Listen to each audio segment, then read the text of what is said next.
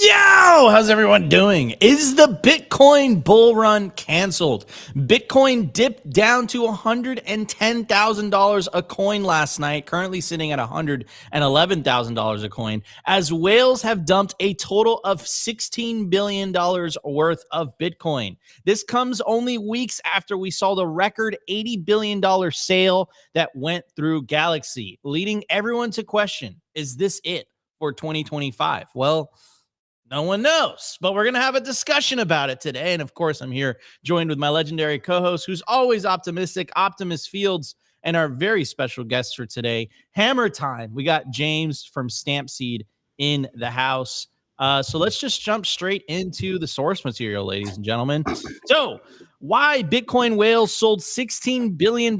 It's not a good signal for the market. And it goes on to say, things don't bode well for Bitcoin. Over the past month, Bitcoin whales, the term for entities that hold upwards of 1,000 Bitcoin, have sold over $16 billion worth of coins. The selling is happening at the fastest monthly rate since Bitcoin's last halving event in 2024. Quote, these whales selling are generally not a good signal for the market, especially if these sales come through long-term holders of Bitcoin. Why?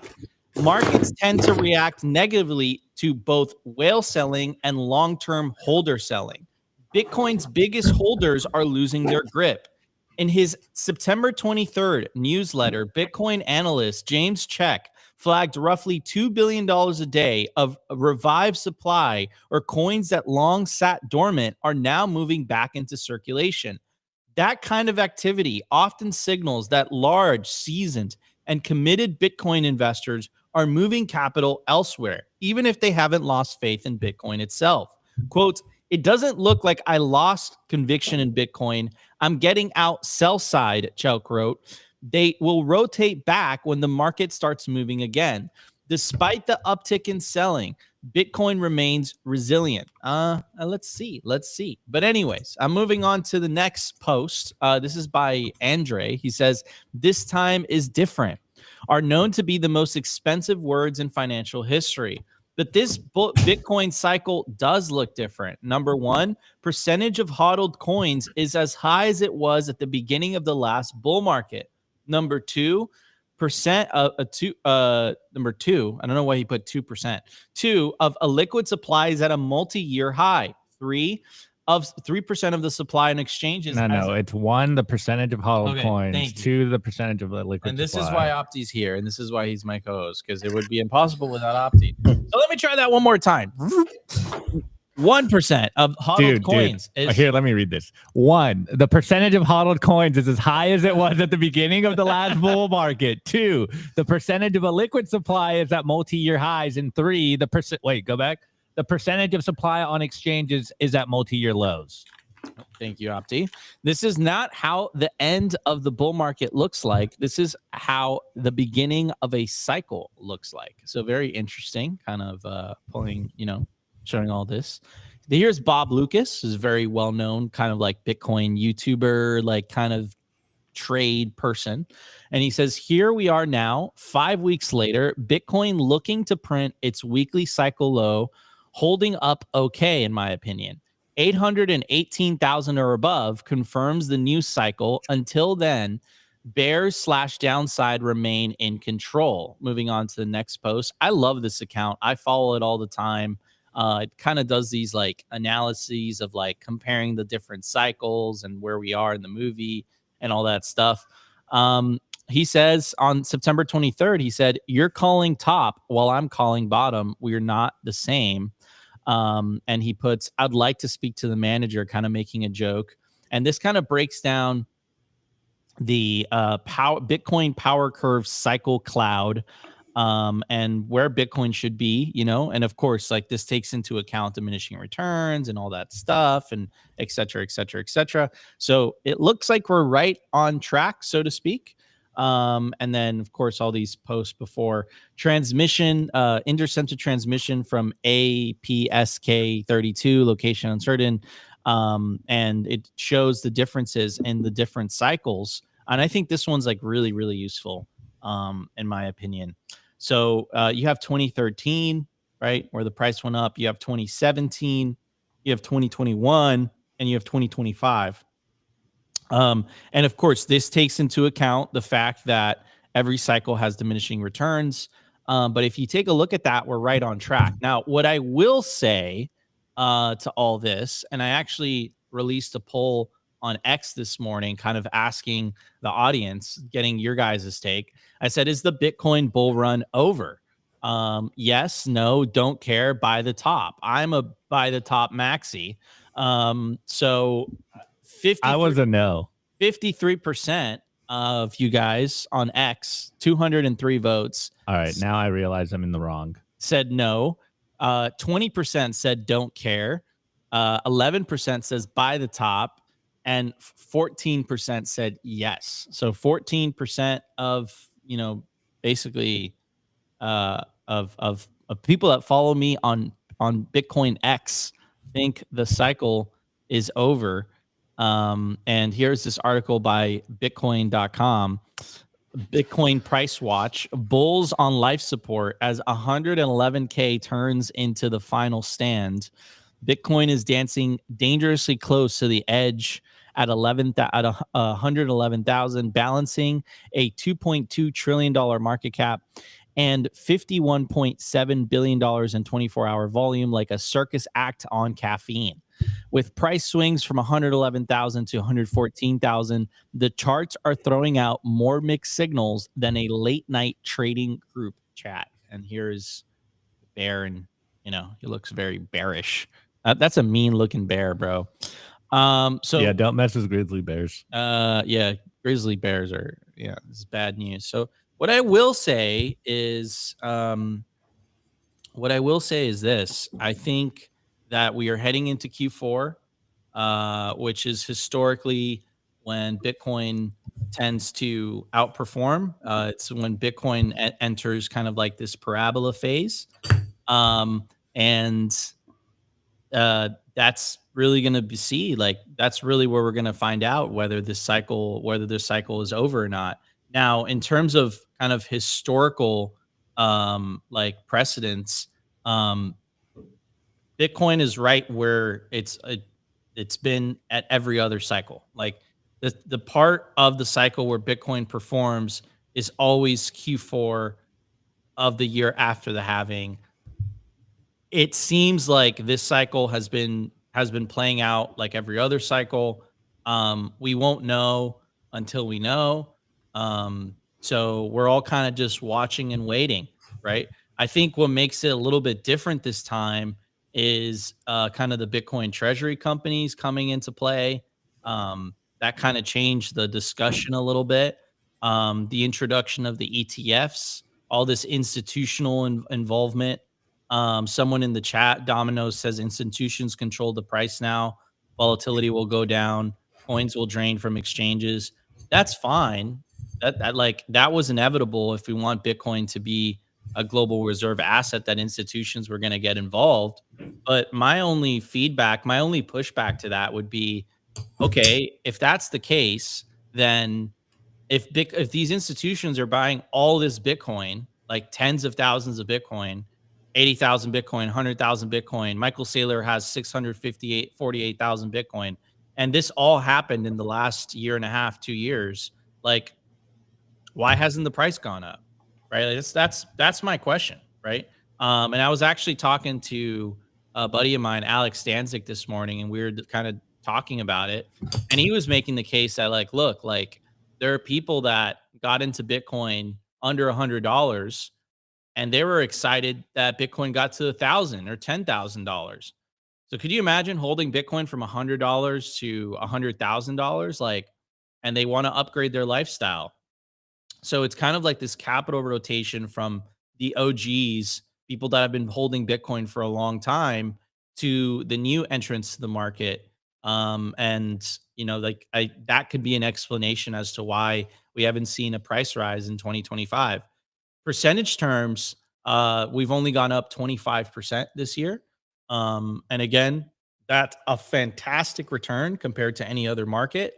But in Bitcoin terms, it's quite boring, I would say. So I don't know. We're in uncharted territory. We don't know what's going to happen for the rest of the 2025 bull market. Nobody knows. Anybody that tells you otherwise is probably lying. And we'll see what happens in Q4. Q4 is going to be the determining factor of whether the cycles are still intact or we are truly in uncharted territory and the Bitcoin cycles have broken. And I would say that's a good thing and a bad thing. The good thing is that you're not going to have as much downside volatility. The bad thing is forget about those parabolas that we used to have in the past, and the dopamine rushes that used to come with them. But this is part of Bitcoin becoming a maturing asset. But again, the expectations and what I'm seeing on Bitcoin Twitter and on Bitcoin X is that a lot of people are still expecting an explosive Q4. But we shall see. Opti, we were celebrating in the beginning of September. We were saying, hey, this is September. Well, boy, did that get absolutely wrecked. Okay, I was wrong. And all did right, we all right, jinx ourselves 100%? Let me see. I haven't looked at it today, so I'll pull it up. Let's see. So September. Wow, it's way worse. It was 8% when I was saying that. Okay. So September never fails. No, September always fails. September, exactly. It never fails. It never fails to not fail. It never fails to not fail. And I think this September isn't any different. So damn, that was rip. Yeah, we totally might have jinxed it. Anyways, but Q4, pull that up. I'll pull it up again. So Q4, looks enticing. Historically, it's been, again, the best performing part of the cycle. We'll see if that continues, and let's see what happens. People in the chat are saying, hey, look, the max is going to be 150K this year. Man, it'd be nice to get to 125K. Dude, just break out all-time high. Right. So anyways, if you guys are enjoying the show so far, help us break 100 likes within the first 25 minutes of the show. So smash that like button. We're already at 300 live viewers on YouTube. Shout out to the X audience. And of course, shout out to the Rumble audience as well. Again, you guys are watching the most watched Bitcoin only live show on planet Earth. Smash that like button if you guys are enjoying it so far. Opti, I'm going to pass it on to you. And of course, we got James in the house. James is with Stampseed, and Stampseed is very important because you want to be able to store your generational wealth property. We're going to properly, and we're going to be doing a live unboxing later on today's show. I got the new Stampseed kit. Ooh, look at that. Looks beautiful. I haven't even opened it yet. You guys are going to get my live reaction. I did. You opened it? Yeah. I wasn't sure what it was. Why did you do that? Because I thought it was some other. I thought it was some other gear in here. So Opti's not going to be surprised. Yeah. I'm going to be surprised. And it's going to be great. It's going to be great. Anyways, so I want to get your takes, Opti. Is the Bitcoin bull run over? Well, guys, look. Last night I was feeling pretty good. It hit like 114. And I was like, all right, man, like there's life back into the cycle. There's life back into the price. And then I woke up and it was at 111 and I just laughed in pain. And I was like, man, all right, well, that felt good for a little bit. It's good seeing those posts last night about it hitting 114K before I was going to bed. And then I woke up and instead of seeing a morning green candle glory, we saw a red candle. Do I think it's over? No. Obviously, we are still going. There's still a lot of room left. Like we're maybe in the fourth quarter here, or about to enter the fourth quarter. We're running down the third quarter, and it's not feeling that good. But that does. I'm of two minds here. One, since every one of us is saying Q4 is going to be bullish, I'm like, man, it's probably not going to be bullish. It's probably not going to be bullish. It's kind of sketchy if all of us if we're all saying Q4 is going to be extremely bullish. I'm like, man, I feel like we're going to dump this time. This if Max Payne scenario is we're all waiting for Q4, and if the meme this time is different, maybe this time is different, just not in the way we want it to be, in the sense that it's going to run in Q4. It's probably going to dump just because we're all waiting for Q4 to happen. The other side is, I think that this is, looking at that one chart, I have been liking APS32 or whatever his Twitter account is. I have been liking his charts. He has been fueling me with the hopium recently. And I'm really hoping that we are about to make a good run here. And you know, you guys know me. I've been on the show for a while saying my dopamine is completely fried and tied totally to the Bitcoin price. It's probably because it's my job here to talk about Bitcoin and all the things going on. So this year's felt long. It's felt very, very long. A lot of good news, but since we've been going sideways all year, you're just thinking to yourself, what is going on here? What is happening? But we did bring Whale Panda on up yesterday, and I think Eric Balchunas kind of tempered our expectations here really good on Twitter yesterday. Here is Whale Panda. Nico loves Whale Panda. And he goes, imagine where we would be without ETFs and BlackRock. And he goes, probably around 200 to 250K right now, on track with a normal cycle.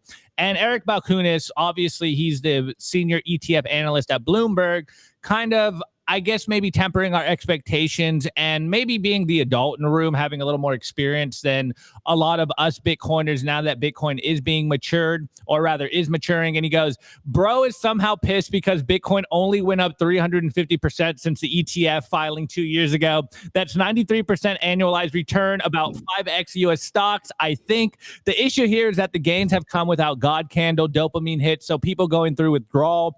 But this is the natural way of things for a maturing asset. Less volatile movement, and there are many benefits to that. Got to evolve, Holmes, and they do kind of go back and forth. Let's read the back and forth. Yeah, and then Well Panda goes, you keep ignoring the fact that we were at 69K without ETFs and in a hostile environment. Gold is a perfect example. Got absolutely ruined by ETFs for a decade. Eric responds, yeah, it's bad to have more investors. You got to take a walk or something, or invest in bonds so you know just how good you have it. And I think that is kind of the takeaway here is, yes, so far in the year, of course, we still have a few months left in the year. We're about to enter the 10th month. I think there's still a lot of room for Bitcoin to run in the last quarter. And though even inflation adjusted price, like if you look at the price chart, inflation adjusted price, I think the 69K inflation adjusted price is like 85K for the last top. So it doesn't feel that good running, what, I don't know, 15% in a year or something like that. But overall, it has been extremely bullish in price movement. And I think it really does set up the theory that I've been making on the show for a while, that since these institutions are in, they do move a lot slower than like, you know, a more nimble investor or a Bitcoin company. But it does feel like the foundation is being built right now. It does feel like the steps are being built, and maybe it does lean into elongated cycles or no more bear markets. And I know a lot of people out there are readjusting their 4-year cycles. There's Raul Paul saying it's a 5-year cycle now, which is just hilarious. It's like when your models are wrong, you just kind of adjust your models to fit the data. Obviously, it's cherry picking. It's not that scientifically rigorous, but I think what we're seeing is a fundamental shift in what's going on in Bitcoin. Now, do I think that's a bad thing? Not necessarily. I'm just, I'm a dopamine addict here, and I want to see God candles again. I think they're still on the table. I'm hoping that they're on the secret in and out menu here, and they're going to pop up Q4. But for now, I think we might have to readjust expectations. And it really reminds me of what Uncle Rockstar was saying the other day. It's like, if you're expecting something to happen, that's basically on you. And I was even having a combo with one of our Twitter kids, and he was like, man, should I sell my car? If Bitcoin goes up to 300K, then, I'll be sitting pretty. And I'm like, dude, like, selling your car to stack Bitcoin is probably a good idea. But if you are making financial moves with the expectation of Bitcoin doing a 3X, that's probably not the smartest move to do. And he's like, yeah, okay. And so the moral of the story is, as long as you're saving in Bitcoin, holding it for the long term, and not doing any kind of financial trickery to justify your moves, then you're going to be good. Yes, I know we all feel poor this morning, but I think this is just part of the game. I think you just kind of have to patiently wait and sit on your hands. The patient are the one that win right now. And as much as it's painful, it's really hard to not do anything and watch the Bitcoin price not do anything and wonder and reevaluate your kind of, heuristics and foundations. I think it's all working exactly as planned. So I'll stop ranting at that. The Ponzi's over. It's done. Ponzi's over. Wrap it up. Anyways, we've been ranting and raving and giving our opinions, coping about what's happening. And this is what we do. Anyways, we got James Hammer Time Stamp Seed in the house. James, what's up, bro? What are you thinking? What are you thinking about these days when you see the Bitcoin price action? Is the Bitcoin bull run for 2025 over? Should we pack it up and come back in 4 years? Oh man, I don't know. It could be. I have such a love-hate relationship with the price of Bitcoin. Obviously, I want to see it go up. But if it goes down, right, you have the opportunity to stack more sats cheaply, and we know what we're buying. For me, it's a long-term asset, right? I kind of act as if I'm going to live to 200 years old. I don't plan to kind of touch my Bitcoin. So that's why the love-hate relationship exists with the price. I kind of want it to go down. I want to stack more. I'm being a little greedy here. But at the end of the day, we kind of know what we hold. If you study Bitcoin and understand it fully, you just kind of, and you have the time preference. If you have years on your side, it's okay. 4 years doesn't sound like that long of a period of time. I could kind of handle it. And it's kind of funny, like a lot of people I know a lot of people that don't have Bitcoin. I'm sure a lot of us do, most, family and friends. Everyone I'm speaking to is basically in the camp of, I'm just waiting for the price to come down. That's when I'm going to buy. It's too high right now. It's coming down. But like Nico, as you were saying before, the downside volatility might not be there anymore. So those opportunities to come in and buy Bitcoin at those cheap prices, when, people just wait for that knife to drop and they try to catch it at the right time, with everything they have. I don't know if that really is going to happen anymore. I'm still kind of staying the same path of DCA at this point, and that's the thing that I'm telling people that are closest to me. Put aside what you can on a weekly basis, basically trade that fiat in for Bitcoin, and just kind of, do that every week, every day, however is best fit for you. But you're out there in the world, you're mining fiat. And I almost imagine as you're putting in a machine and Bitcoin's coming out. Like that's what your goal is. Keep doing that. Price over time will go up. And the longer you hold, the better it is. The people that have held Bitcoin for a year or more are up, like 100%. So, just stick to that path. And that's pretty much what I'm doing. Like I said, I hate the price of Bitcoin. I want it to go up. I love Bitcoin, but I just hate price. I hate talking about the price. But obviously that's a big topic. And, that's what a lot of people are interested in. And, it tells you a lot about the health of the environment. So it's a good thing to be following. And I'll just finish with saying, I was telling you guys earlier, I don't really understand stocks. I don't understand investing. I'm not a finance guy. That's why I love Bitcoin. That's why I'm really open to understand. Like I can fully understand it, at least the basic concepts. It's kind of a lifelong learning process where you're, you kind of know what you hold, what that asset is. And I don't have really time to be a part-time investor, right? And that's kind of what the dollar has forced us to do. That's what inflation has forced us to pretty much do. But in just kind of holding Bitcoin long-term, it just makes it a lot easier to just stack it. You kind of know what you have. And basically like you're seeing the entire like foundation of, in the TradFi world, Bitcoin is becoming the foundation of it. I was at the Bitcoin Treasuries on conference in New York City. And it was just a totally different world that's coming in. And you could see all of these things happening, being built in the background. It's coming. Like this is going to be part of probably 401ks soon enough. Every major institution is going to be into Bitcoin. And there's so many different ways these companies are using it and leveraging it. And like I said, that's a world that I don't understand anything of or part of. But you see enough and you get enough vibe to know that, wow, like this is going to be the foundation of this is the future of finance, of course. And is there that bottom anymore? I don't think it exists because of that. There is a safety net in place, essentially. So, stay humble, stack sats as usual, stamp your seed words into titanium plates, and hold it forever. That's my goal. Wait, this comment by Stussy is hilarious. Everyone loves a good sale unless it's Bitcoin. It's so true.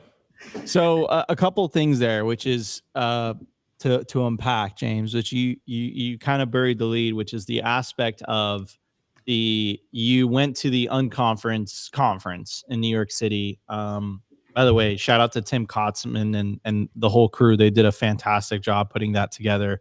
Yep. And but I remember watching part of that, and they had such a incredible production. And I was looking at Opti, and I was like, dude, like I kind of don't understand a lot of the things that are. Yeah, it was the sailor speech. I kind of like don't understand a lot of the things that they're being talked about. Yeah. And like essentially, like what we're seeing with Bitcoin right now is that it's being financialized, and that traditional financial players are coming into Bitcoin, and it's changing a little bit. And like the idea of how Bitcoin was up until, you know, the introduction of the ETFs last year, which was primarily, it was retail driven.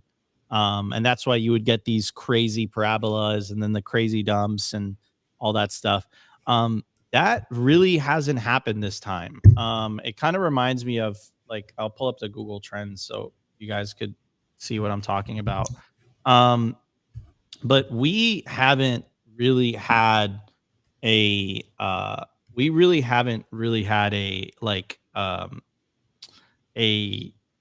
interest in Bitcoin since 2017 by retail. Like the numbers speak for themselves. This is the 2021 bull market. This is the 2017 bull market. And the last time we really got it, and you guys felt it, it was like around November of last year, where we got more of an interest. But all of this year, there's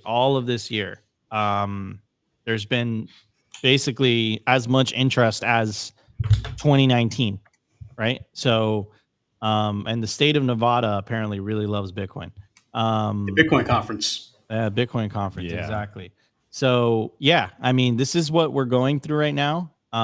Is that Bitcoin is just it's become institutionalized a little bit. It's grown up, and I think that could explain a lot of the price action. I think it was our boy Mauricio from Ledin, the co-founder of Ledin. He was saying, like, look, like, I think the price action is going to look a little bit different moving forward, because now it's smart money who's accumulating. And smart money, when they accumulate, they don't accumulate the way that retail accumulates, where they just smash buy. Like, smart money is just like accumulating slowly, trying not to make the price go parabolic. Yeah, James got the hammer. We're gonna talk about stamp seed during the culture, guys. Don't worry. So anyways, wait, I want to say one last thing. Since Bitcoin is growing up, it's really reminded me of just me growing up, and growing up sucks, you know, like being a kid is the best. And man, is this what growing up really means? This is horrible. I'm not a fan of growing older. Anyways, guys, it's gonna be a fantastic show. We have tons to cover, but before we jump into it, I do want to give a shout out to our lead sponsor, best place to build your automatic self-custody Bitcoin stack, bitcoinwell.com. To get started, go to bitcoinwell.com/simply, put in your email address. It takes 2 to 5 minutes to get signed up, and start enabling your independence today with the fastest and safest way to buy Bitcoin on chain or via the Lightning Network in Canada or the USA. It's a completely non-custodial platform, meaning when you buy Bitcoin on Bitcoin Well, as soon as the funds clear, it goes straight to your self-custody Bitcoin wallet address. If you're a higher net worth individual looking to buy $50,000 worth of Bitcoin or more, and you want a tailored white glove service, you want a dedicated account representative, go to bitcoinwell.com/OTC. Tell them Simply Bitcoin sent you. This is made for family offices, high net worth individuals, trust organizations, and such. So go to bitcoinwell.com/OTC to get started, and scan the QR code if you don't feel like clicking the link in the video description. Anyways, guys, let's jump into the show. We have tons to get to. We're going to be right back in just a bit.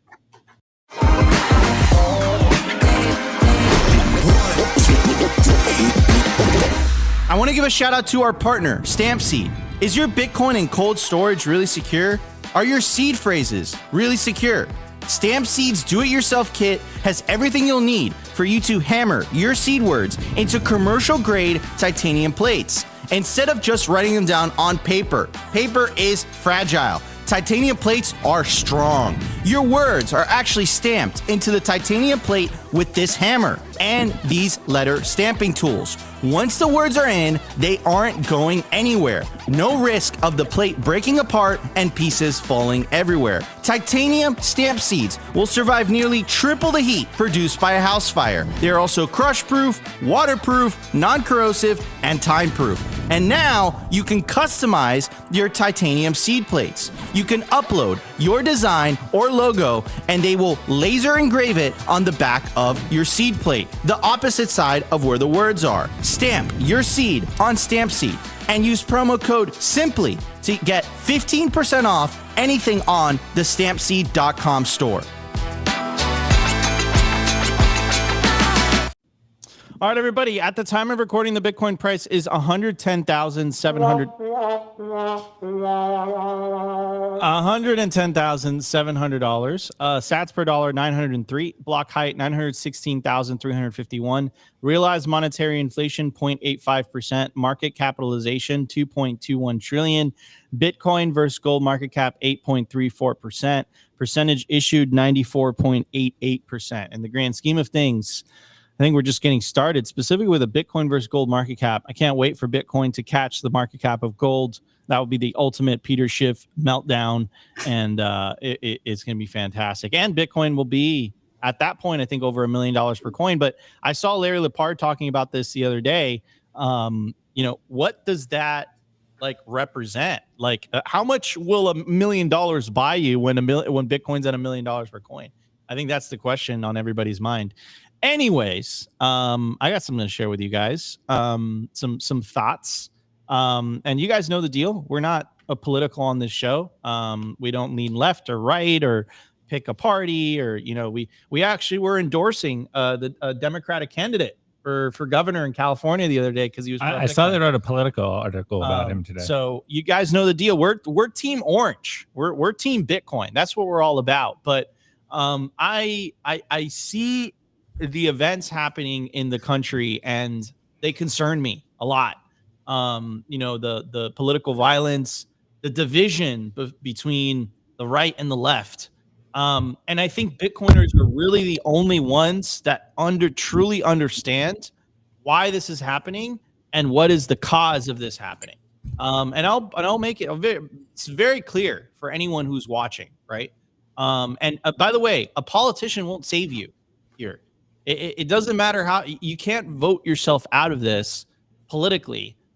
What you can do is you can choose to use better money. And that's where Bitcoin comes in.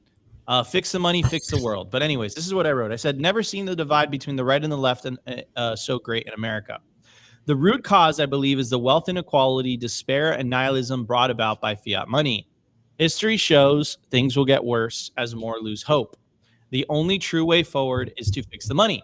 And that's the key word there, is people are losing hope. And I had me and Alex Stanzik were talking this morning, and I love the way he phrased it. He was just basically like, look, Nico, you have to understand, the previous generations, they were buying houses for 50 grand, right? And most people can't even pay for their food, right?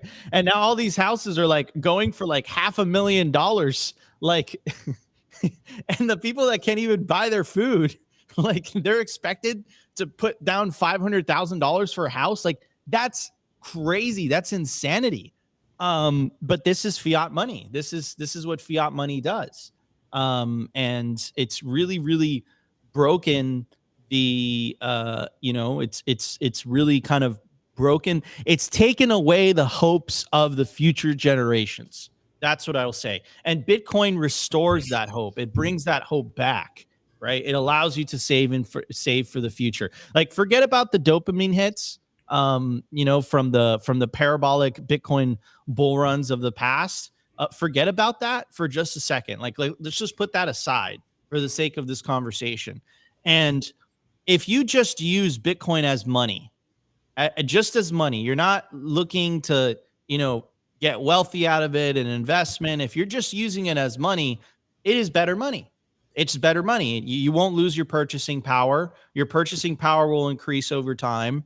And that allows you to save and plan for the future, right? So it goes from this psychology of despair and lack of hope and nihilism, which is fueling the political division because people inherently know something is wrong with the system. You know that in the 1950s, the two political parties in terms of policies were like kind of like indistinguishable from each other in terms of like what they wanted to do. Wait, that's not today.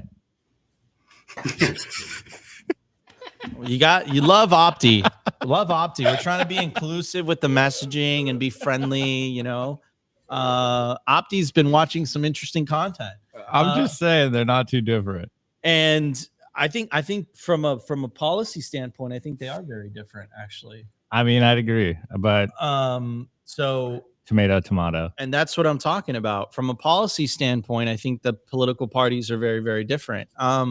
And I think that people are you know, they feel the pain, and their way of that escape valve for that pain, that valve to like kind of vent and get their expression out, is through what's been happening over the last, you know, 4 to 10 years. You guys have to understand something. We still haven't felt the consequence of what happened in 2008 and 2009 when the QE experiment started. We still haven't paid for that. That can has been continuously kicked down the road, and there has been unintended consequences coming out of that. The complete destruction of the middle class in the United States. You know, all the other policies that you can connect them to the fact that money is broken and that misaligns the incentives. Most people don't have assets. If you don't have assets, when the Fed prints money, you don't get richer, you get poorer, because your salary debases. Your savings, the little savings that you do have, which is in your bank account that is sitting in fiat, that debases. The people that do have assets, the people that do have the means to have assets, like in real estate, in equities, when the Fed prints money, they get wealthier. And then that causes the bigger divide. The bigger wealth inequality that you feel is literally caused by the central bank. That's my opinion. Could be wrong, but that's my opinion. Anyways, I want to get James' thoughts. James, what are your thoughts on this, man? Because I think we've all been seeing this, living through this as a country, this divide that we see. I don't think I've ever seen politics as heated as they are today. They've never been like this before, right? Bring me back to 2010. Like, bring me back to that time. Like, I didn't. Everything was kumbaya. It was really cool, you know. But I'll take 1998. I like 1998 a lot, man. I'll go back there. Let's go back to 1998. Exactly. So, James, what are your thoughts, bro? Yeah, man, I feel very similar to you. And I think the main message is fiat erodes society in every way, shape, and form you could possibly imagine. And what I mean by that is when something like the money you hold, as you explained, if you're not holding assets, the fiat that you hold in the bank is basically melting on you. But you're still going to work every day. You're still busting your hump. The hours haven't changed, but you're making less money now. And then everything becomes more expensive around you. That becomes problematic throughout your day. If you're worried about these problems in your personal life while you're at work, well, your work is going to come out worse. You're going to have probably a worse relationship with the people in your job because you're going to be less satisfied in life. When you come out of work, you might be prone to needing a place to escape from. You might need to numb yourself. Alcohol, drugs, Netflix, Uber, Eats, like all these things are just kind of keeping people numb and satisfied. And when they see everyone else around it doing, they feel like that's the thing to do. And like everyone kind of has this angst build up and this anger, but they don't know what they're angry at.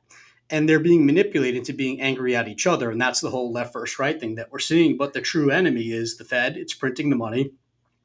It's basically the theft that's happening, the double taxation. And you know, things around you degrade. Like when you realize that you can't even afford a down payment on a home and you're kind of stuck, you might be saying to yourself, how am I going to start a family? How am I going to have children? How am I going to pay for my kids to go to college? Well, you know what? The American dream is over. I can't do anything like that. The cards are stacked against me. I deserve the opportunity to just relax at this point and do all of those vices and those things that I was mentioning before. I truly feel that that's kind of where people are leading into, and they think it's, kind of okay. There's a new norm for these people. The whole anti-family agenda is helping fuel all this and give people justification to kind of keep going down this route.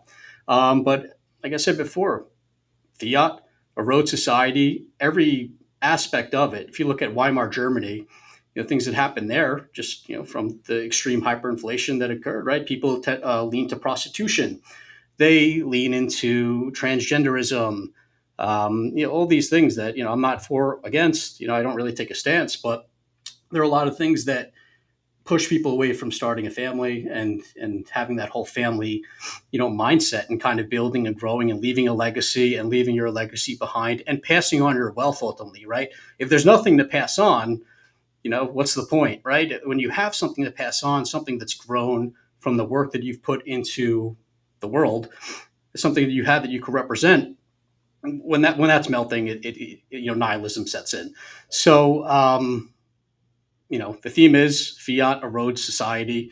The best, and the Fed is against you in every way, shape, and form. They're basically stealing from you constantly. And then I think the US just keeps all this afloat by selling off bonds, and then other countries are buying our debt. And that's what's kind of keeping everything, from not blowing up right now and from not needing to take wheelbarrows of cash to buy bread and milk.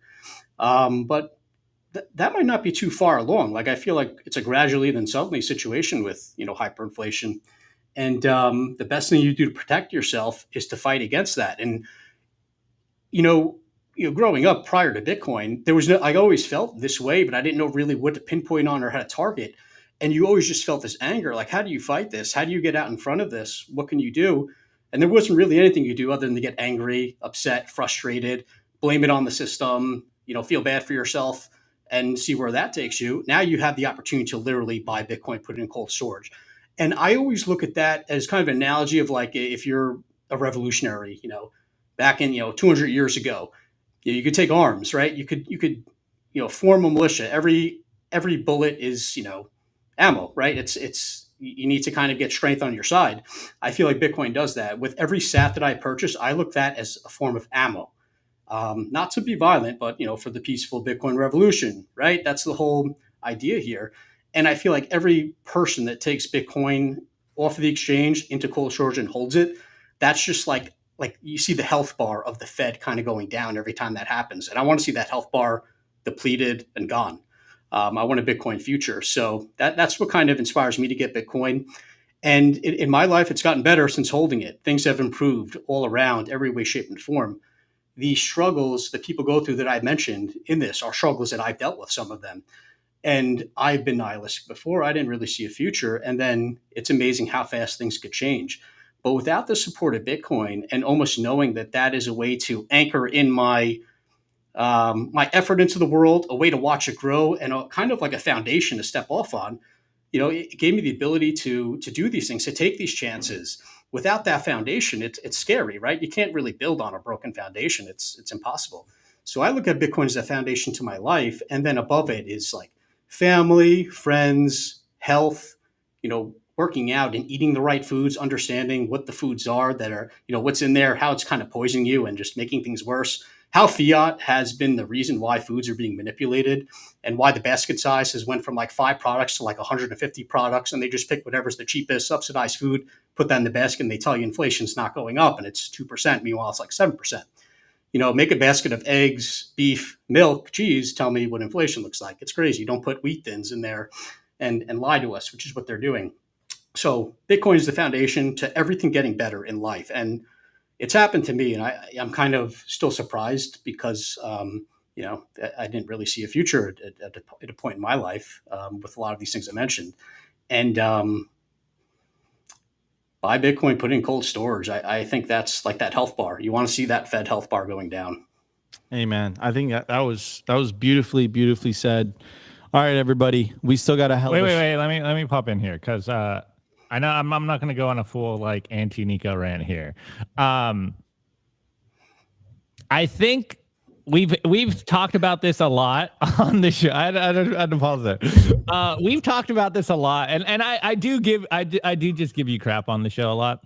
I just to like troll you because I think it's funny. But I think one of the strongest Bitcoin memes that we have is the fix the money, fix the world. And we've said it on the show plenty of times. And you know, I echo everything James said. I do agree with Nico on many things. I just like to troll him because it's easy to get Nico to get rage baited on the show. But we've said it in various different ways on the show before that a lot of people are looking for political solutions for problems. And this is where we're seeing this huge divide happen in the world. And this is why I fundamentally think that Bitcoin and Bitcoiners themselves transcend this divide, because what we're saying is essentially, look, you know, you can put whatever color lipstick you want on the pig, but it's not going to fundamentally change what's going on. What is going to change the current order of the world is a new money. And if we all go back to a better money, or rather jump onto a better money, opt into a better money that is Bitcoin, then we will fundamentally have different results than what we're having here. And so maybe I just go, you know, a little deeper sometimes. And I'm like, guys, it's the money. How could it not be so obvious that it's the money? I even did a tweet last night that didn't get any traction, but hey, it is what it is. It was some bars. And it was like in 1913, we all got rug pulled and we got paper money. And then for the last 100 years, those close to the money printer were able to acquire power and resources, and everyone else basically got a participation trophy. And we've all been told, yeah, you know, we're fixing this for the better. You know, the tug of war between the left and the right is like, yeah, you know, things are going to finally change. And that's why it's very obvious to me as a Bitcoiner that this whole thing does transcend politics. It is a cultural phenomenon. As we constantly say, as other people say, you know, politics is downstream from culture. And until we fundamentally shift the culture, then nothing's really going to change. And the biggest shift we can do for culture is people understanding what is a good money and how that affects society. Like, I don't think it's a coincidence. And actually, me and James were talking about this before the show in the sense of, will Bitcoin be taught in the future in economics courses? And, you know, bringing it back to the present or even the recent past, like, I don't think it is a coincidence that none of us were really taught how money works or what money is. And this is why this, you know, cycle can continue to be perpetuated. And I did see this interesting chart here, and I think it really does elaborate or explain what the pain is that most people are feeling. It's just most people don't have a conclusive solution to this. I don't think we as a modern person, because we are so disenfranchised and we are all in our different silos on social media, this is why there is a huge divide. And you can point at this chart and you can probably make up different solutions to this. But what am I talking about? Bar chart posted this yesterday, and it's a chart of the top 1% of U.S. earners, and it's showing that now, basically for the first time ever, or at least in the last, you know, in my lifetime, the first time that we've had the top 1% of wealth have more wealth than the entire middle class. And so you can have a bunch of different political solutions to this problems. And there's probably some that I would disagree with and some that I might kind of sort of agree with. But it doesn't change the fact that the money is broken and our fundamental base layer is completely detached from reality. And this isn't a left and right issue. It's really a haves and have not issue. Yeah. And those that have are able to control and continue to perpetuate that system, and everyone else is being left out in the cold. And that is the fundamental thing that I try to get across. I know I troll Nico, and I'm here to just kind of make light of a lot of things, but I do think that talking about the base layer, the money, it does transcend this argument.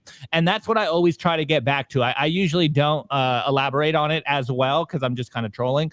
But I think that is the issue here. And we're starting to see people wake up. Obviously, people are digging their heels and they're basically chanting for their team to win. And I'm over here like that one meme, you know, people are fighting and I'm just sitting there like eating my lunch. Like, guys, what are we talking about here? There's a totally different conversation that I would like to have. And that's why I usually tune out. It's like, guys, it's the money. The money transcends everyone. And until we start to get to that fundamental broken point in our society, everything's going to be exactly as it is. It's just going to, the baton's going to be passed from one side to the other without anything actually changing. And that's usually why I'm giving Nico a lot of flack on the show. But we fundamentally agree on basically like 99.9% of everything. But he only talks about the 0.1%. What else would I have to talk about? Anyhow, this is what this is what brothers do, right? One picks on the other. And the other, it's like the Skip Bayless to the Stephen A. Smith, right? I'm Stephen A. Smith, and the other one cries in the corner. Anyways, guys, it's gonna be a fantastic show. We still have tons to get to. We're gonna be doing a live unboxing of the new Stampseed kit during the culture segment. We got James from Stampseed joining us today. I'm super effing excited, to be honest, to do this. And I heard many new things about how awesome and fantastic this kit comes. So you can go to stampseed.com today, use promo code SIMPLY, you get 15% off, get yourself a Stampseed kit. The reason you want to do that, guys, is if you write down your seed words, like, paper is terrible. It can get water damage, it can get set on fire. Like, you want to store your seed properly. That's what the Stampseed's all about. So we're going to be talking about that during the culture. And then during the news segment, news coming out of Brazil, Orange debuted, and they are the largest Bitcoin treasury company in Latin America. And they're on the verge of going public. So we're going to be covering that news as well. I know you guys are kind of, over the treasury stuff, but hey, they're an important part of Bitcoin now. And so are elections. So we have to do our job and cover all this stuff, right? Remember what we used to talk about back in the day, bro? No, dude, I have a goldfish memory. We used to not talk about treasury companies and politics. Oh yeah. We used to just talk about technology and Bitcoin and how it was going to and number going up. Someone in the chat, that's a great comment. Wake me up when September ends. I'm gonna tweet that. Dude, he's stealing your tweets, guys. Wake me up. Literally in real time, stealing your tweets. Shouts out Foxy.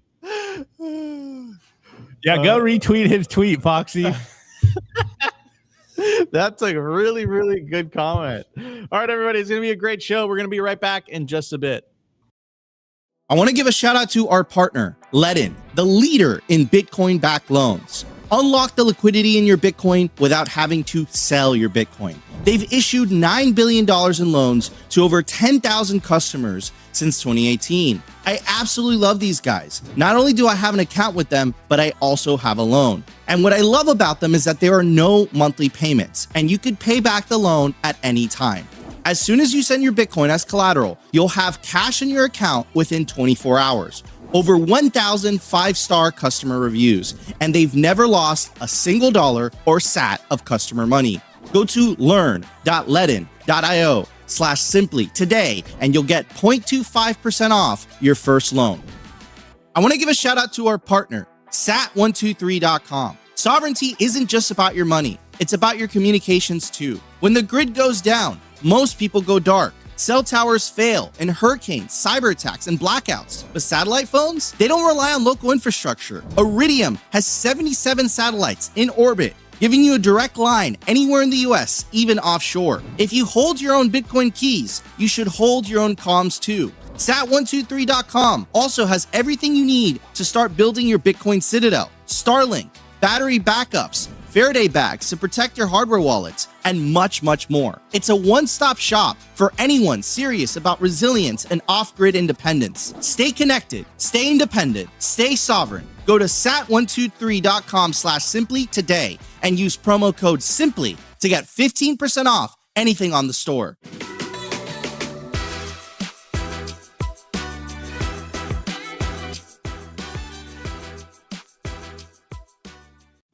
All right, everybody, let's talk about Brazil. I was actually in Brazil 2 weeks ago. 2 weeks ago, I was having caipirinhas and picanha. Picanha and caipirinhas. God, that sounds so good. In Rio. It was fantastic. Specifically the Caparinas right now. How do you even say it? Capirinas. Caparinas. Capirinas, bro. It was. We need some of those for this price action. What is it even? It's like a Brazilian mojito or something like that. So Oh, it's yeah. so good. It's delicious. I had like Yeah, those sound Yeah, they're so two or good. three of They them. had like super amounts of sugar. They're so good. Yeah, they're really good. So, anyways, let's talk about Brazil. So, Orange BTC to debut on Brazil's B3, bringing $410 million in Bitcoin to public markets. It continues to say Brazil's about to see something new on its stock exchange, a company going public not for its products, but for its Bitcoin. Orange BTC, founded by former Bridgewater Associates executive Guy Gomez, was listed on B3 in early October, carrying 3,650 BTC on its balance sheet, worth more than $410 million. That instantly puts Orange in the top tier of corporate Bitcoin treasuries. By comparison, Brazilian fintech Milus, which followed Strategy's model last year, holds just 650 BTC. Orange is nearly 6 times larger out of the gate. The firm is not shy about its intentions. Quote, we are bringing to Latin America the first publicly traded company 100% focused on Bitcoin, with the goal of accumulating the largest possible Bitcoin balance. Earlier this year, Itaú BBA's investment arm began advising Orange BTC on a $210 million deal aimed at establishing the company's Bitcoin holdings as a long-term strategic reserve. B3 is a stock exchange located in Sao Paulo and the second oldest in the country. Back in 2022, the exchange launched Bitcoin futures within 6 months, while also exploring crypto custody services. It goes on to say, Bitcoin adoption in Brazil. Orange's arrival marks a direct import of the playbook pioneered by Strategy's Michael Saylor, who turned a sleepy software company into the largest Bitcoin holder in the world with 640,000 Bitcoin. Saylor had a mentor in the early days, Eric Weiss, a former Morgan Stanley banker who now sits on Orange's board. It continues to say, backing for the company has also come from across the global Bitcoin ecosystem. Investors include the Winklevi twins, Blockstream's Adam Back, Falcon X, Mexican billionaire Ricardo Salinas, and U.S. funds Off the Chain Capital and Parify Capital. It's a roster designed to project both credibility and conviction. The mechanisms of the listing will follow a reverse IPO, with Orange merging into, I can't pronounce that, Integros, already listed on B3. After the transaction, about 85% of the shares will be in free float, opening the door for both institutional and retail investors to gain direct exposure to a company whose only real product is Bitcoin accumulation. Bitcoin adoption in Latin America has mostly come from individuals, remittances, and startups. Orange stands apart as a pure treasury vehicle built for scale, transparency, and institutional capital. By listing as a public company, it offers investors a traditional market gateway to Bitcoin exposure. For Gomez, the opportunity is still wide open. Quote, Michael Saylor recently said that the investment model effectively began in November of last year. He noted per Brazilian Journal, quote, we'll soon see banks and insurance companies doing the same. It's the beginning of a new industry in all of Latin America. There's still no company 100% focused on this. So, I mean, that's pretty cool.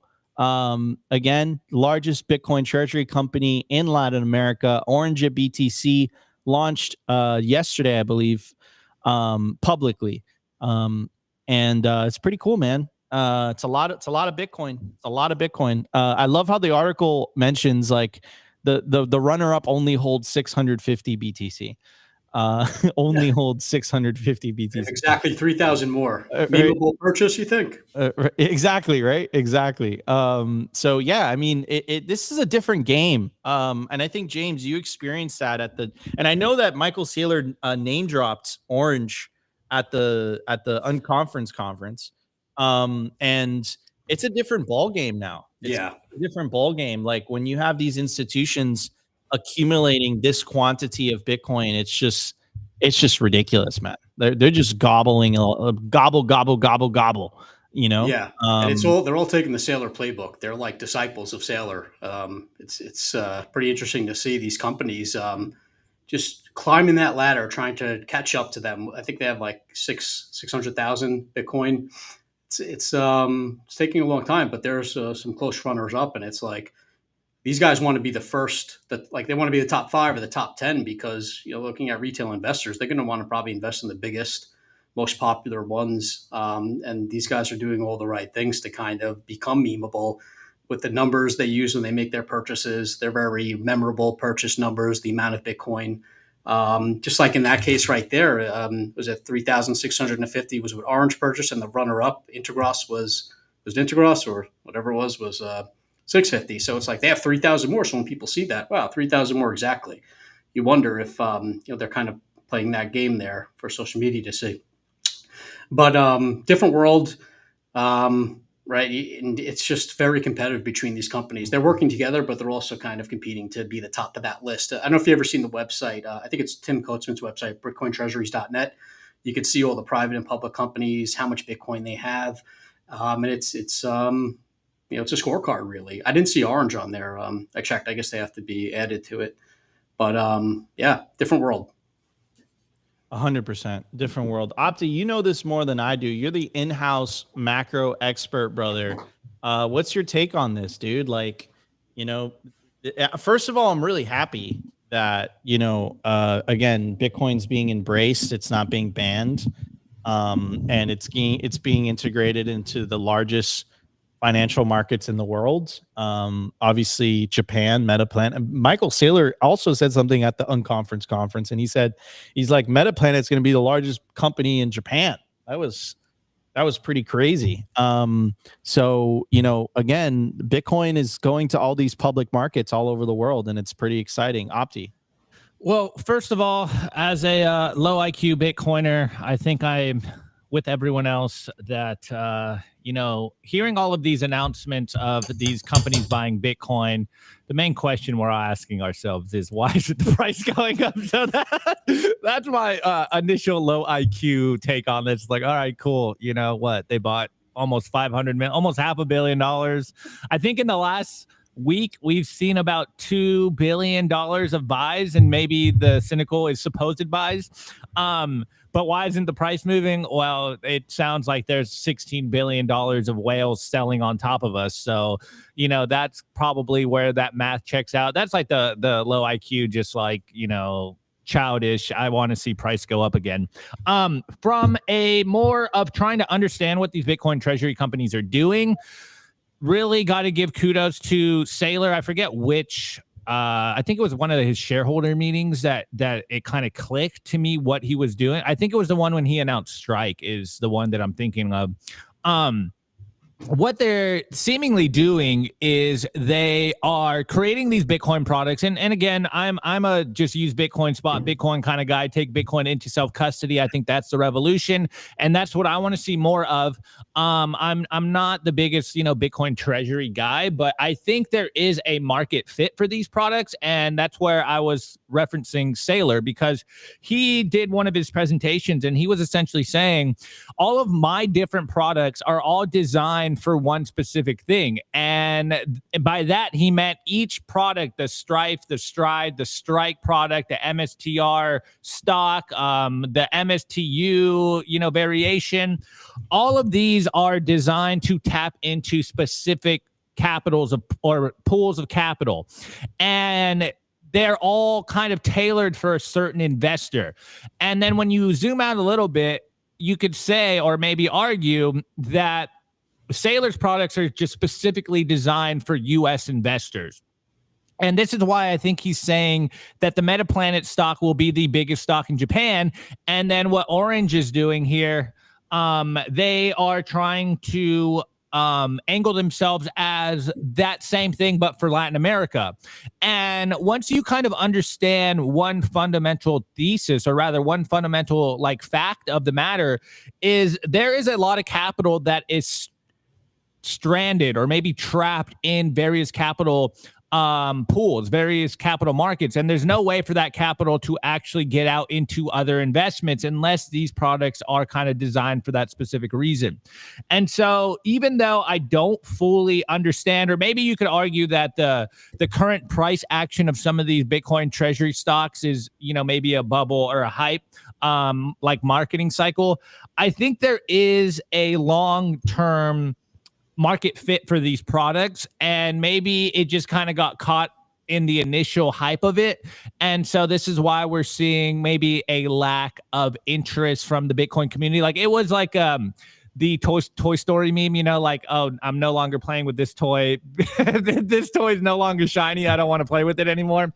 But I think in a few years' time, again, only time will tell, that there's probably going to be a market fit for these, and they will most likely attract a lot of capital that wouldn't be able or wasn't interested in Bitcoin. Now, there is a secondary conversation here of whether these Bitcoin treasury stocks are even a good thing for Bitcoin, or whether, and this is the fight between kind of the Bitcoin grassroots movement of we want people to hold Bitcoin, transact Bitcoin peer-to-peer, and these Bitcoin treasury companies are, you know, for lack of better terms, and not to be cynical, but just to kind of frame it, more of compliance models for Bitcoin, and it's not necessarily a good thing. But I think we will see, and rather that's all we can do. We'll see in the future whether there is a fit and a market demand for this stuff, and whether this is actually a good thing. I know a lot of people like Pierre Rochard have been saying this is how Bitcoin scales to 8 billion people. This is beneficial. This is all good for Bitcoin, etc. So only time will tell what these Bitcoin treasury companies actually do and their impact in the markets. But it does seem like there is a fit for them. Maybe I don't fully understand it. Maybe some of us Bitcoiners don't fully understand the end game, but there does seem to be something there. And I think only a little more research and a little more time will show us what it is. But I do want to hit this comment from Rexana, 72 hours, Brazilian, and they go, I remember when Itaú, the largest bank here, Itaú, the largest bank here, blocked transactions to and from exchanges back in 2013 and 2016, and now they surrender. And I think that's probably the signal here, and the greater theme we've seen throughout 2025 is that a lot of institutions that historically have been cynical or have criticized Bitcoin are now being forced to capitulate. And again, I think this is just early, and maybe next year or in a few years, we'll look back at this and be like, hey, remember when we all were very upset about this stuff and it's actually been beneficial for us? Like I said a few weeks ago, I think I've been saying it almost on like every other show, that 2025 does seem to be that year that's going to mark, you know, the before times and the after times where things fundamentally shifted. So I think it's going to all be good for Bitcoin. Again, I would highly recommend, and this is what I say to everyone, and this is what I recommend to my friends and family, is you want to hold Bitcoin directly. But I understand for people that have capital in TradFi markets needing these various products. So I think a lot of these products are being tailored for specific investors and specific needs, and I think that's a good thing. Obviously, I want to see more people holding Bitcoin and transacting in Bitcoin, but who am I? I'm just a guy on YouTube. Excellent. Opti, you're getting really good at this. Anyways, guys, it's time for the culture segment. We're going to be doing a live unboxing of the Stamp Seed. And of course, we got James from Stamp Seed joining us on today's show. Bitcoin's growing up, and we're currently going through a slight correction, maybe more than slight. But you know, we've been here before. Wake me up when September ends. Thank you for the person who put that in the comment section. I tweeted it. It seems like it's really resonating with Twitter as well. So damn, Opti, stealing tweets. I will say that Opti totally jinxed this in the beginning of September. You said September, and like, bro, come on, dude. You can't blame me for shit posting. Come on, dude. Anyways, I do want to give a shout out to the live stream. 417 live viewers on YouTube, 1.7K viewers on X, and the Rumble audience coming in strong as always. If you guys are enjoying Simply Bitcoin Live, the most watched Bitcoin only live show on planet Earth, smash that like button. And we're going to be right back in just a little bit. We're going to hit the culture segment and we're going to talk about all things Stamp Seed. I want to give a shout out to our partner, HIVE Digital Technology.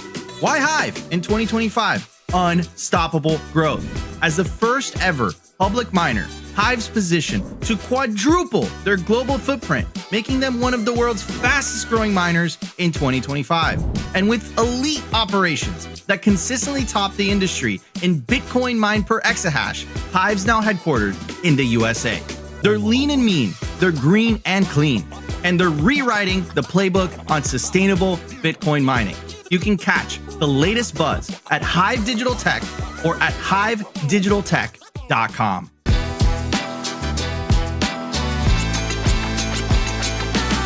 I want to give a shout out to our partner, bitcoinben.io. If you're into freedom, Bitcoin, and building a real community, this is for you. Gain exclusive access to real-world, members-only, private clubs across the globe, featuring poker nights, expert-led classes, co-working spaces, educational meetups, live events, and more. Current locations include Sarasota, Nashville, Boston, Dallas, Las Vegas, and St. Louis, with new clubs launching soon in West Palm Beach, Scottsdale, Alabama, and beyond. Not to mention Bitcoin Ben's resorts in El Salvador. There's 3 of them, and they're absolutely beautiful. You'll also get access to the first fully backed Bitcoin bank with fiat ramps and savings accounts. It's called Private Key Bank, and you guessed it, it's based out of El Salvador. Go peer-to-peer with Bitcoin bulk buys, tap into home equity for long-term Bitcoin growth, and join their exclusive mining pools if you're interested in mining. What are you waiting for? Head over to bitcoinben.io, join today, where Bitcoin meets freedom.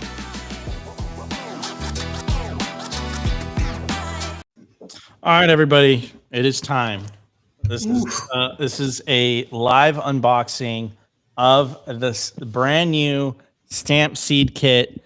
I haven't seen it before. Opti peaked last night, apparently. I opened the box. I didn't know what it was. It's gonna be a live reaction from me. I was like, we had some gear here for the cameras, and I'm like, Sophie's like, we got a really heavy box. I'm like, okay, what is it? Is this some gear? And I open it up and I'm like, what's this black box? Honestly, guys, I thought it was the YouTube plaque, to be honest, but no, it was the Stamp Seed. Minimal branding. We want to keep it discreet. It doesn't even ship in a box that says Stamp Seed. Yeah, so, it's our fault. Nothing. It just said Nico on it. And I'm like, what is this? All right, so let's do it. Here we go.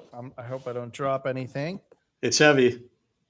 It is heavy, guys. It's like 5 pounds. I don't know. Have you weighed it before, James? It's around 6 for that kit. Yeah, it's huge. Look at that. It comes with all the letters, or nicely organized. We're gonna. And the letters are built into the box now with the labels there instead of having it in that plastic case they used to be in. Look at that. So each letter has its own little spot there. Look at that, right? And then we're gonna take this off. Oof. Oh, this is beautiful. And guys, something you guys have been wanting, it's finally here. Oh, yeah. And we got the hammer for the kit. Look at that. Beautiful Stamp Seed hammer. That's 2 of the pounds right there in that box. There's a lot of weight in that hammer.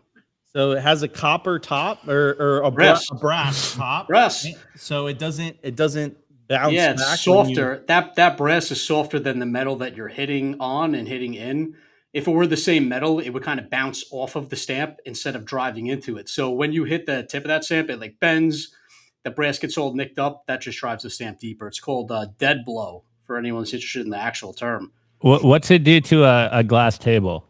No. Oh, yeah. It's not good. I mean, you'll get more glass tables out of it.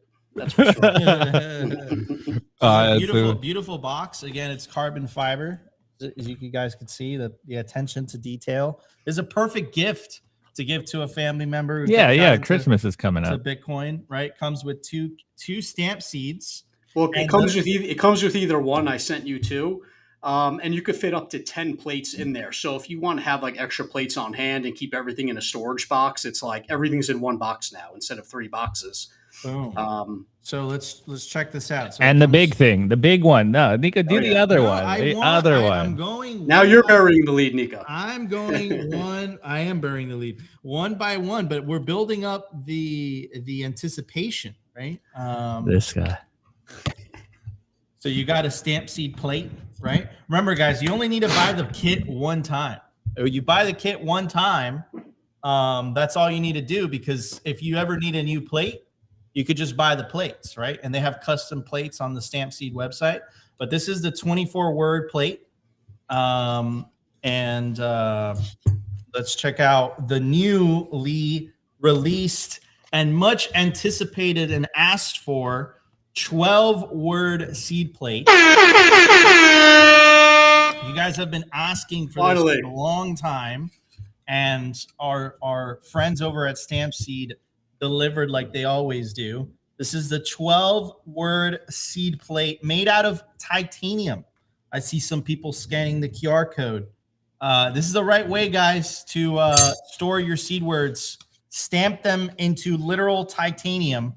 So here are the two kits. Here are the two plates, right? The 24-word and the 12-word. And this is how it all fits. If anyone's wondering, like, does the 12-word fit in the stamping jig? We didn't rug you guys. The jig is backwards compatible. Every kit's going to come with this adapter here, fills that negative space, and the 12-word isn't sliding side by side on you. So each kit comes with that adapter, even if you get a 24-word plate, and the 12-word plates come with it too. I love this. And look, here's the anvil that you and again, very heavy. And you put this on top of that, and then hold on, dude, let's do it on your glass table. We actually should do this live one day. I was about to say it online. Very soon we'll be able to do this for you guys. I'll say that. I know what yours is. I was about to drop that. Damn, very soon we'll be able to do this for you guys live on air. Anyways, so you put a plate in there, and there's these little lines, so it helps you line up the word. And then you take this metal stamp, you take the letter, and then Opti, could you do a very soft tap? Not real one. On what? On the top of this thing, bro. Oh. And then, boom. That's how you stamp the word in. And then you go letter by letter. Yeah, and there's a practice piece in there too. Did you see it in the bottom? Oh, let me see. So that's actually like titanium, and that's the rubber base for the block, but that's like a practice piece. In the past, we were giving people pieces of copper because we didn't have titanium scrap, but that's actually a piece of titanium, same as the plate, same thickness. So the idea is you put that against the adapter in the jig, and you just stamp a couple letters on it. If you're really good at stamping, you don't need to practice. That's a little passphrase strip, a little tip there. I've gone through a couple plates myself. So now I consider myself an expert. Opti, let's do an SB, bro. On air. Can I tap it on your skull? No. Just tap it in my hand. Just do a little soft tap. I don't know if you're going to get an impression. I don't think it'll be strong enough. Tap it. There we go. Little S. Yep, we got an S. Okay. And let's get a B. Nico yelling at Opti. All right. Soft tap. Don't break my hands. Move your finger. There we go. Boom. All right. It needs to be. You need it on the ground. SB. Boom. Yeah, dude, that barely worked, dude. You're tripping. Well, it barely you definitely works. want to do it on the table. I'm holding it in my hands, bro. Like, come on now.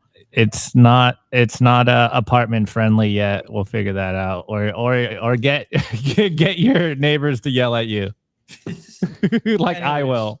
This is a beautiful kit, guys. Wow, you guys did such a fantastic. Give me the B back.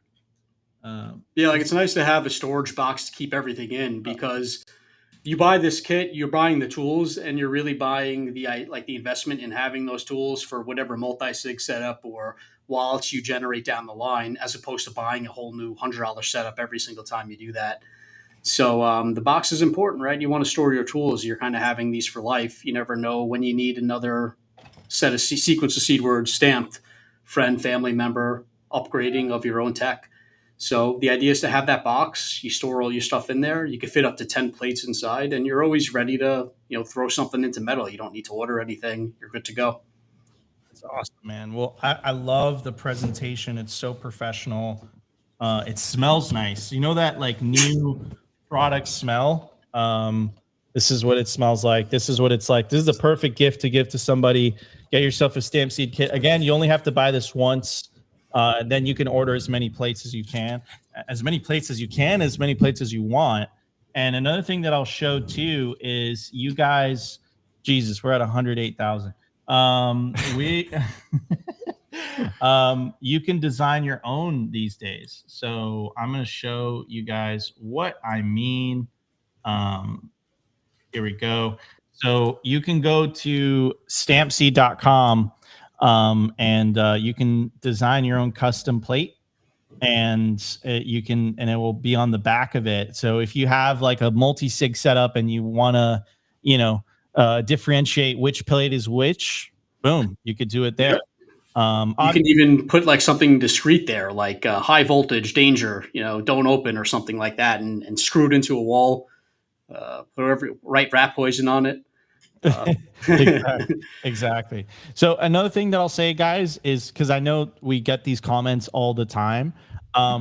So the way that it works is you order the kit to your home, and then you stamp your seed in your home, right? So that no one else gets to see your seed. Because I see a lot of like people sometimes get confused, and they're like, wait a second. So like, do I? No. Yeah. Everyone would get mad at this, Jamie. It's like, you tell us to never show your seed phrase, and then you're telling us to send it to stamp seed, and we're like, no, dude, you do it at home. This is it happens every time, and like the tools are in the main image there. Why are we showing you the hammer if you're not doing it? It drives me crazy. So to be that's how early we are, though, right? We're early, man. People still think that there's DIY seed stamping services out there.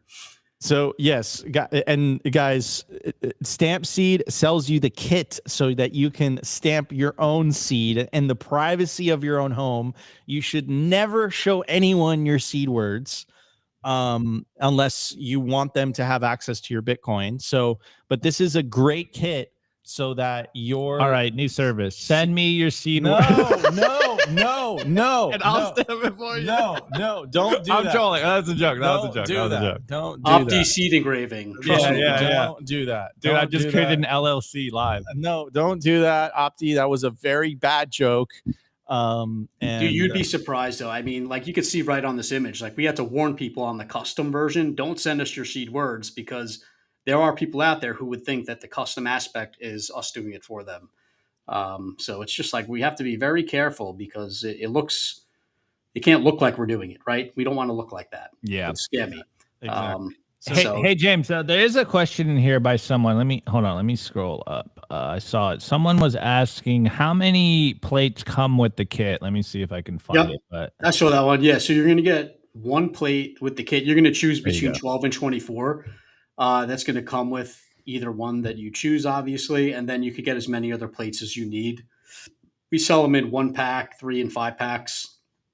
Yeah, and the next one was about multi-sig. So yeah, you can buy multiple. Yeah, you could buy. Oh, the new image is up. Great. Yeah, you could buy multiple image plates for multi-sig, whether it's like your 12, your 24 words or 12. We also have some other options for anyone who has a Trezor with the 20-word option, which is Shamir, secret sharing. We have plates for that too.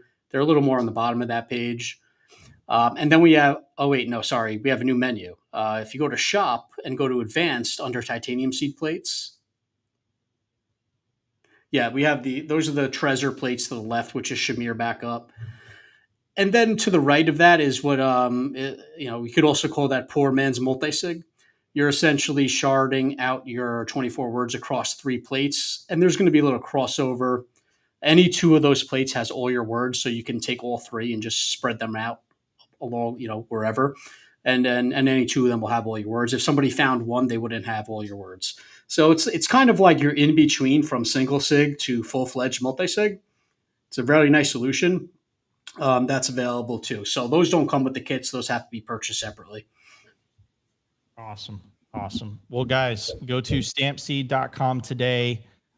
Get yourself a do-it-yourself at home at home do-it-yourself stamp seed kit. Normally what happens is you get a piece of paper. That's right. That's where you write down your seed words. It's a big no-no. We obviously recommend stamping your seed literally into a plate of titanium.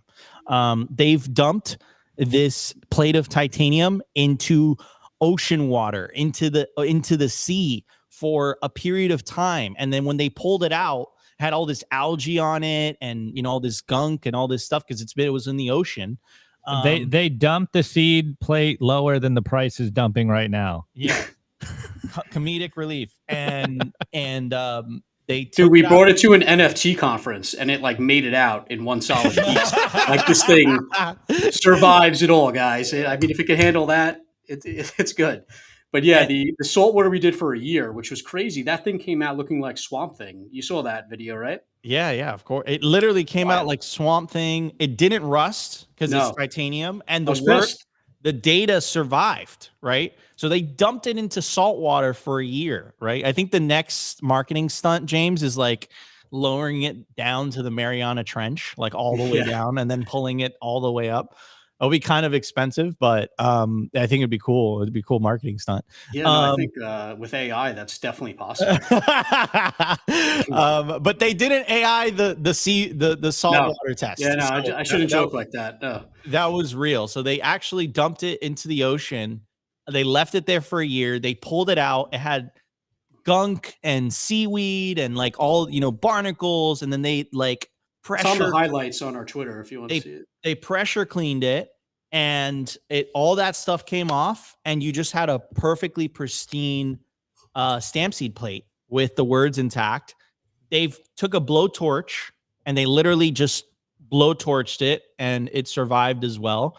So titanium is one of the strongest metals on planet Earth. There's a reason that spaceships and stuff use titanium. This is the right way. I thought it was aluminum. No, that's airplanes. Airplanes need the weight. They use aluminum hardware on the planes. It doesn't corrode and it's light. It's pretty much just as light. No, but they don't use you know what they use titanium for? They use it for submarines to resist the pressure. So yes. What about the moon landing? There was aluminum foil up there.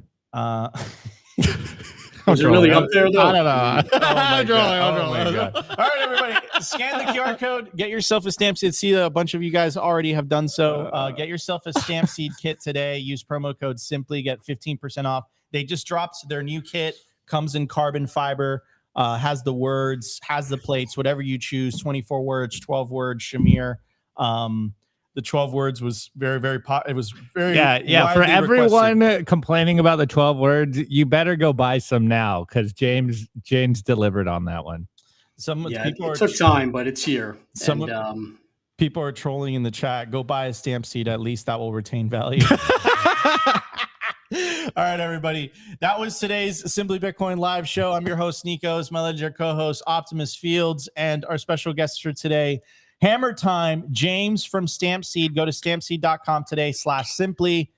Get 15% off if you use the promo code Simply. Hammer Time. Stamp your seed into titanium. Love you guys. We'll see you tomorrow for a brand new episode of Simply Bitcoin Live. HODL, everybody. Buy the dip. Buy the dip. Take care. Bye. Today's episode was brought to you by BitcoinWell.com, a Bitcoin-only platform on a mission to enable financial independence.